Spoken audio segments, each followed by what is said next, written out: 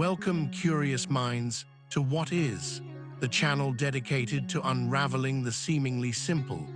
Today, we are diving headfirst into a word that conjures up images across the spectrum.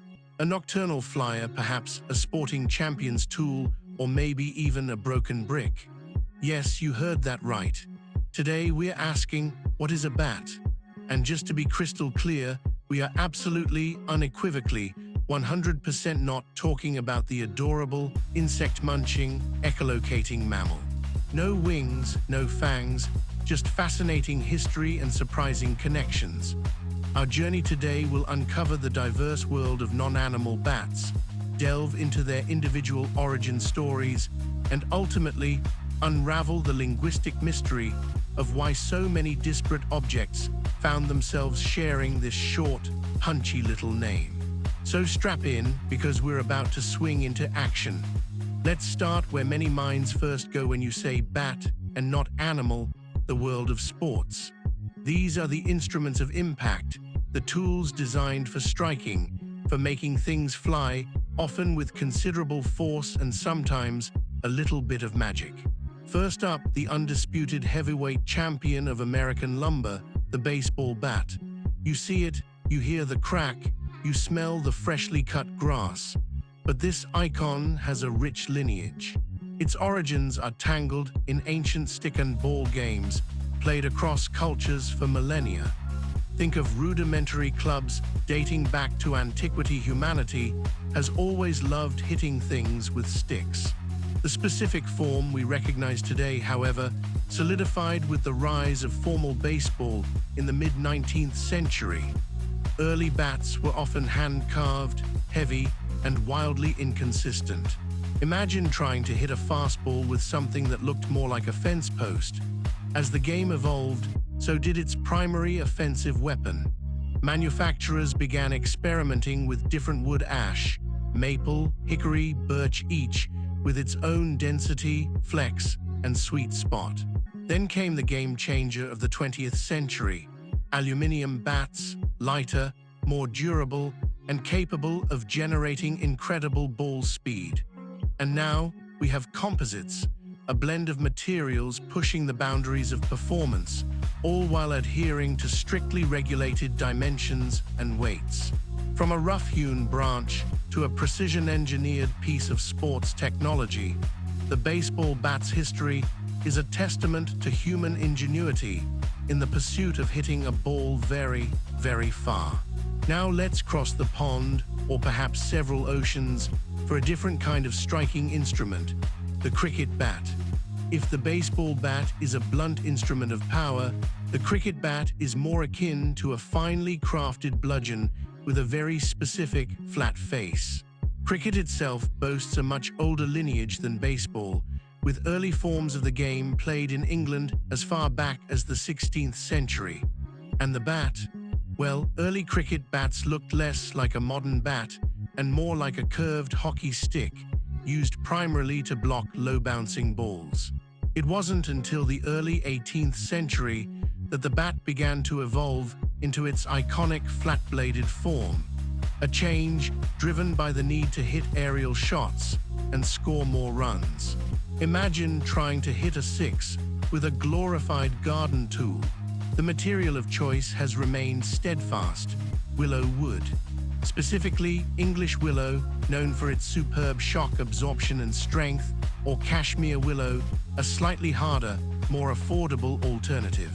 Each bat is a masterpiece of craftsmanship, carefully pressed and balanced to afford the batter both power and control. From its humble, stick-like beginnings to the finely tuned blades wielded by modern international players, the cricket bat represents centuries of precision engineering and a deep respect for tradition. From the sprawling fields of baseball and cricket, let's shrink our focus considerably to the nimble, lightning-fast world of table tennis bats, or as they're often affectionately called, paddles. The game itself, initially a Victorian parlor pastime, gained popularity in the late 19th century. Early bats were incredibly simple, often just a plain piece of wood, sometimes covered with cork or sandpaper. Imagine the lack of spin control. The real revolution came in 1901 when an English enthusiast, James W. Gibb, noticed the unique properties of pimpled rubber. He wrapped his wooden bat in it, creating surfaces that could grip the ball, leading to the introduction of spin. Fast forward to the 1950s, and the Japanese player Hiroji Sato introduced the sponge rubber bat, dramatically increasing speed and spin possibilities, forever changing the game. Today's table tennis bats are highly specialized tools, a sandwich of multiple plies of wood, sometimes infused with carbon fiber and topped with sophisticated rubber sheets. These rubbers come in a dizzying array of types, each designed for specific playing styles, allowing for incredible speed, dizzying spin, or precise control. From a simple wooden board to a high-tech combination of materials, the table tennis bat demonstrates how even the smallest bat can pack an incredible punch. So what do our sporting bats have in common? They are all at their core instruments designed for striking or beating an object. This connection to the verb to bat, meaning to strike or hit, is undeniable. But the world of non-animal bats extends far beyond the stadium. Let's delve into some less glamorous but equally fascinating examples. First, we venture into the realm of construction, where we encounter the humble brick bat. Now, before you imagine a flying brick with tiny mammal wings, let me clarify. A brick bat is simply a piece of a brick. Typically, it refers to a half or quarter brick that's been broken off a full brick. Why bat? Well, the term likely stems from the idea of a fragment or a piece that has been beaten or broken off a larger entity. Think of a brick being struck with a hammer or chisel to get a specific size. These bats are the unsung heroes of bricklaying, used to fill small gaps, create specific patterns, or just waste less material. They might not have the glory of a baseball bat, but without these little champions, many a wall would look a lot less complete. They are survivors, broken, yet still entirely useful. Next, let's move from construction to creation, specifically the ancient art of pottery. Here we find the pottery bat. This isn't a weapon, nor is it a fragment. A pottery bat is a flat, circular slab or disc, usually made of plaster, wood, or plastic. Its primary purpose: to serve as a removable work surface on a potter's wheel, or simply a stable platform for drying or moving freshly thrown pots. Potters will often center clay directly onto the bat, throw their pot, and then, instead of risking deformation by trying to lift the wet clay, they simply detach the entire bat, leaving the pot undisturbed. It's a simple, elegant solution that's been around for as long as potters have needed to move fragile, wet clay. So why bat for this flat disc? This connection is a little more ambiguous.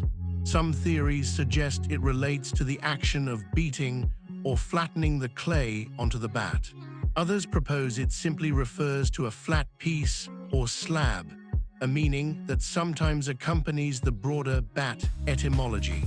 It's a foundational tool, quietly supporting the creation of countless ceramic masterpieces. Finally, let's wrap ourselves in comfort with textile batting. You might know it as the fluffy stuff inside your quilt, your winter coat, or even some furniture upholstery. Textile batting refers to layers of fibrous material: cotton, wool, polyester, bamboo processed into thick, soft sheets. Historically, this involved taking raw fibers and beating or fluffing them to disentangle and uniformly distribute them, eventually forming them into a flat sheet. This mechanical action of fluffing or beating the fibers to create the desired texture and thickness is the key here. The verb to bat, in this context, describes the process of preparing these fibers.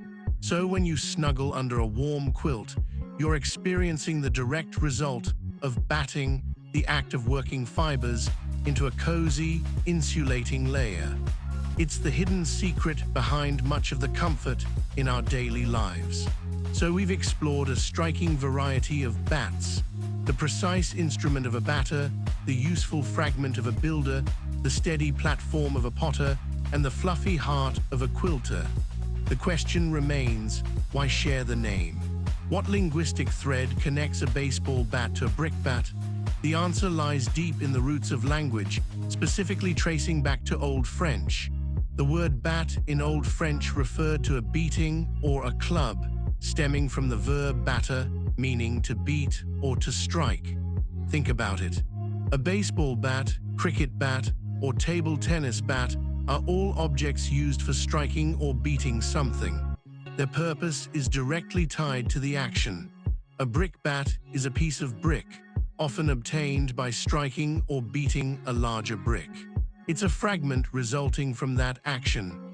The word bat itself sometimes meant a general piece or fragment, especially if it was a piece broken off. For the pottery bat, the connection is slightly more nuanced. It could refer to the action of beating or kneading clay onto the surface, or more generally, a flat slab or piece. And textile batting directly references the processing of fibers by beating or fluffing them into sheets. The delightful linguistic quirk here is that while the animal bat has a slightly different, though influenced, etymology often linked to Old Norse terms for back or broad wing, and also the action of beating its wings, the other bats, our focus today, are firmly rooted in that ancient idea of striking, hitting, or being a piece that results from such an action. It's a testament to the power and adaptability of language, taking a core concept and applying it to vastly different objects that share a fundamental relationship with beating. From the thunderous crack of a home run to the quiet utility of a plaster disc, the world of bats, sans wings and echolocation, is surprisingly rich and varied. It's a story of human ingenuity, whether it's for sport, construction, art, or comfort. And it's a testament to the enduring power of a single word to encompass such a diverse array of objects, all connected by an ancient action. To strike, to beat, to form, or to break. It just goes to show you, sometimes the simplest words hide the most complex and interesting histories. Thank you for joining us on this non-mammalian exploration of what is a bat. If you enjoyed unraveling this linguistic mystery, please hit that like button, subscribe for more fascinating dives into everyday words and objects, and let us know in the comments below. Which other seemingly simple what is would you like us to tackle next? Until next time, keep exploring the unexpected.